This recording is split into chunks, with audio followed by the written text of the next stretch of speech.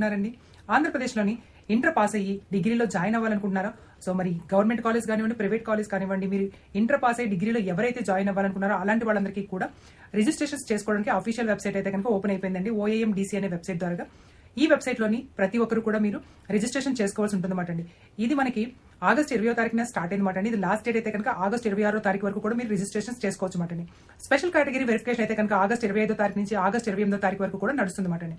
అలాగే మీరు web options పెట్టుకోవాలన్నమాట. అంటే రిజిస్ట్రేషన్ చేసుకున్న తర్వాత వెబ్ ఆప్షన్స్ అయితే పెట్టుకోవాల్సి ఉంటుందండి. అంటే మీకు కాలేజెస్ ఏ కాలేజెస్ ఫస్ట్ ప్రయారిటీ, ఏ గ్రూప్స్ కావాలి, ఇలాగ మీరు వెబ్ ఆప్షన్స్ అయితే పెట్టుకోవాల్సి ఉంటుందన్నమాట అండి.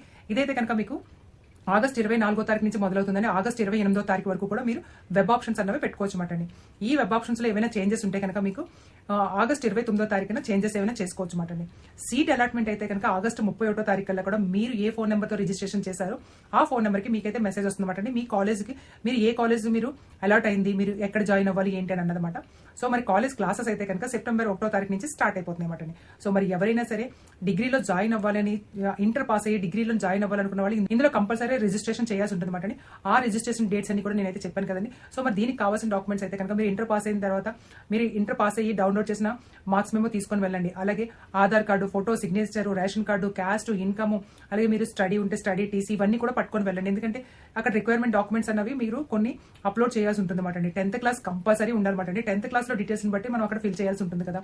ఈమెయిల్ ఐడి, ఫోన్ నెంబర్ తప్పకుండా ఉండాలి. ఆ రెండింటికి కూడా ఓటీపీ అనేది వస్తుంది అనమాట అండి. సో మరి దీనికి రిజిస్ట్రేషన్ చేసిన వెంటనే దీనికైతే కనుక ఫీజు కూడా పే చేయాల్సి ఉంటుంది. ఓటీపీలు కంపల్సరీ వస్తున్నాయన్నమాట. ఈమెయిల్ ఐడికి ఓటీపీ అయితే రావట్లేదు, చూసుకోండి. మరి ఇవన్నీ చేసిన తర్వాత అప్పుడు మనకి రిజిస్ట్రేషన్ అయిన తర్వాత లాగిన్ చేసుకొని మళ్ళీ మన అప్లికేషన్ ని ఫిల్ చేయాల్సి ఉంటుంది అనమాట. ఫిల్ చేసినప్పుడు రిక్వైర్మెంట్స్, డీటెయిల్స్, డాక్యుమెంట్స్ అవి ఇవ్వాల్సి ఉంటుంది అనమాట. సో మరి ఈ వీడియో నచ్చితే లైక్ చేయండి, షేర్ చేయండి, సబ్స్క్రైబ్ చేయండి. OAMDC వెబ్సైట్ లో తప్పకుండా రిజిస్టర్ అవ్వడం మాత్రం మర్చిపోకండి. ఈ రిజిస్ట్రేషన్ అయిన వాళ్ళకి మాత్రమే కాలేజ్ అడ్మిషన్స్ అనేవి జరుగుతాయి అన్నమాట డిగ్రీలోని.